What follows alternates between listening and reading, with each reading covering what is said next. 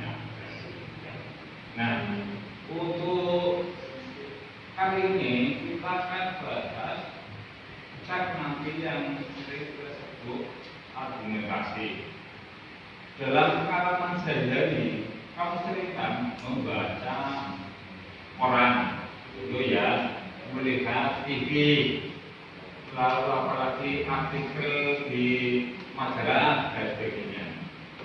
Kalau kamu melihat artikel di surat kabar, kemudian melihat opini di surat kabar atau koran, atau mungkin di televisi debat-debat itu, atau mungkin sering juga judulnya tajuk berencana kalau di dalam surat kabar.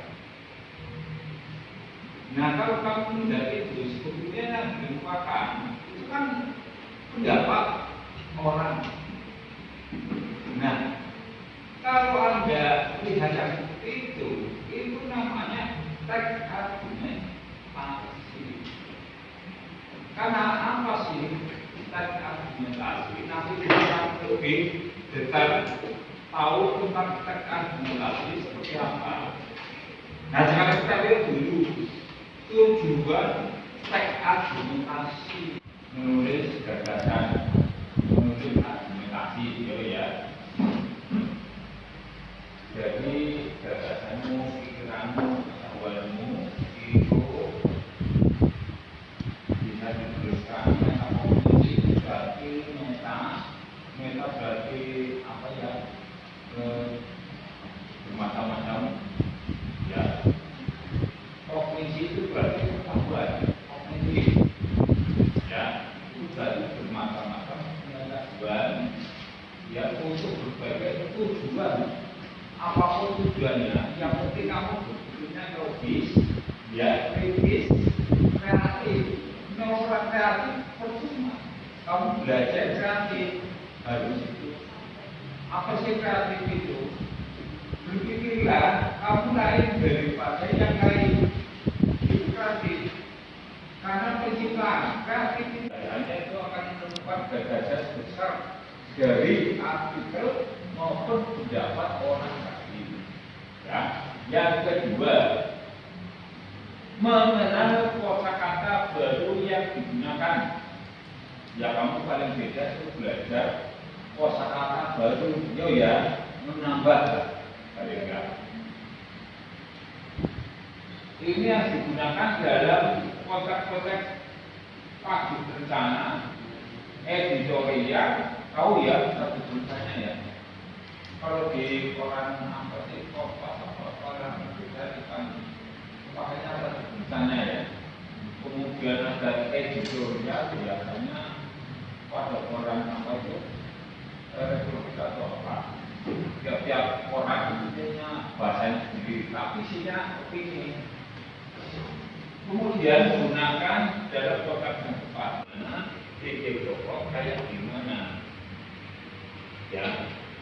Untuk ini kamu harus tahu setiap paragraf itu ada ide pokoknya, ada ide penjelasan. Jadi tidak semuanya itu mungkin penting sekali, tapi ada yang penting sekali. Yang penting sekali ide pokok, yang penting penjelasannya bagaimana. Itu yang harus kamu tahu. Ini tentang ide pokok teks argumentasi.